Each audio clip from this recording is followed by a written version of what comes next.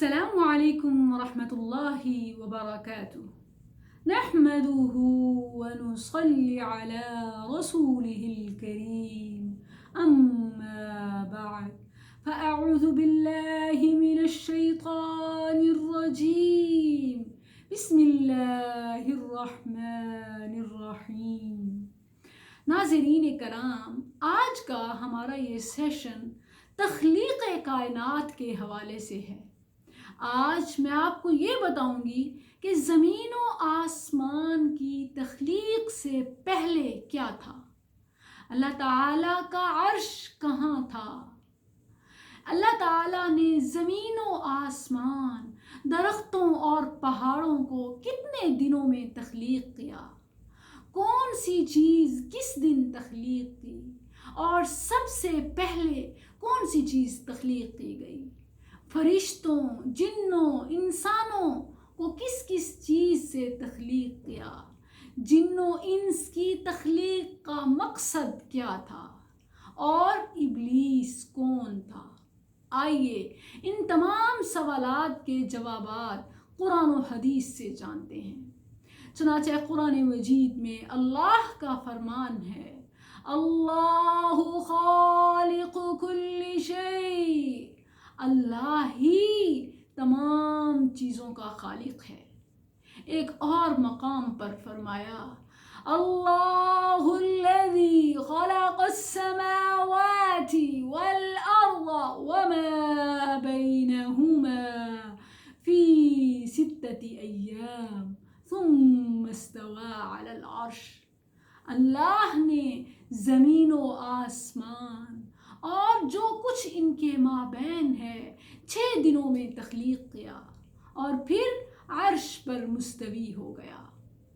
Viewers, صحیح بخاری میں مذکور ہے کہ رسول اللہ صلی اللہ علیہ وسلم کے پاس یمن سے ایک وفد آیا اور کہا کہ اللہ کے نبی، ہم آپ کے پاس دین کی سمجھ حاصل کرنے اور ابتدائے خلق کے بارے میں جاننے کے لیے آئے ہیں کہ اس کائنات کی ابتدا کیسے ہوئی، سب سے پہلے کیا تھا۔ رسول اللہ صلی اللہ علیہ وسلم نے فرمایا، سب سے پہلے اللہ تھا، اس سے پہلے کوئی چیز نہ تھی، پھر اس نے پانی پر اپنے عرش کو تخلیق کر کے رکھا اور پھر قلم کو تخلیق کیا اور اسے حکم دیا کہ تمام اشیاء کی قیامت تک ہونے والی تقادیر لکھ ڈالو لوح محفوظ پر۔ پھر اس کے بعد زمین و آسمان اور تمام مخلوقات کی تخلیق کی۔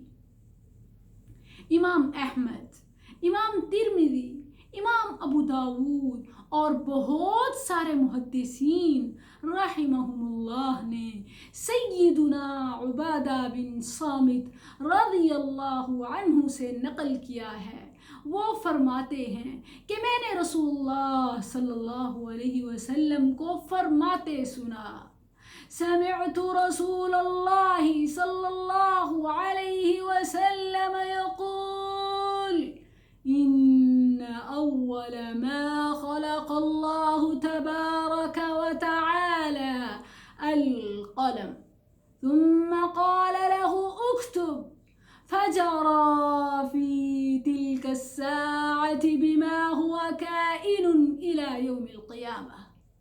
سب سے پہلے اللہ نے قلم کو تخلیق کیا اور اسے حکم دیا کہ قیامت تک ہونے والی تمام اشیاء کی تقادیر لکھ ڈالو۔ چنانچہ وہ چل پڑا اور قیامت تک ہونے والی تمام اشیاء کی تقادیر لکھ ڈالی۔ اس کے علم کے مطابق اور اس کے حکم کے مطابق تمام اشیاء کی تقادیر قلم نے لوح محفوظ میں لکھ ڈالی۔ ویورز، بہت ساری احادیث جن کو ٹائم کی قلت کی وجہ سے میں نے سکپ کیا ہے، اور یہ احادیث جو میں نے آپ کے سامنے رکھی ہیں، ان سے ثابت ہوتا ہے کہ سب سے پہلے اللہ تھا اور اس سے قبل کچھ نہ تھا۔ اس کے بعد اللہ نے سب سے پہلے اس کائنات میں پانی پر اپنے عرش کو رکھا، پھر قلم کو تخلیق کیا اور اس کے فوراً بعد لوح محفوظ کو، اور قلم کو حکم دیا کہ وہ اس میں تمام اشیاء کی تقادیر لکھ ڈالے۔ پھر اللہ سبحانہ و تعالی نے زمین و آسمان کی تخلیق کی اور پھر تمام مخلوقات کی۔ ایک صحابی رسول صلی اللہ علیہ وسلم فرماتے ہیں کہ رسول اللہ صلی اللہ علیہ وسلم نے میرا ہاتھ پکڑا اور فرمایا کہ ہفتے کے دن اللہ نے مٹی کو تخلیق کیا، اتوار کے دن پہاڑوں کو، پیر کے دن درختوں کو، اور منگل کے دن مصائب، تکالیف، آزمائشیں، پریشانیاں، جراثیم اور بیماریاں تخلیق کیں۔ بدھ کے دن نور کو تخلیق کیا، جبکہ جمعرات کے دن چوپایوں کو زمین میں پھیلا دیا، اور جمعے کے دن کے آخری گھڑی، آخری لمحے میں آدم علیہ السلام کی تخلیق ہوئی۔ تو تمام مخلوقات کے بعد حضرت انسان تخلیق ہوئے۔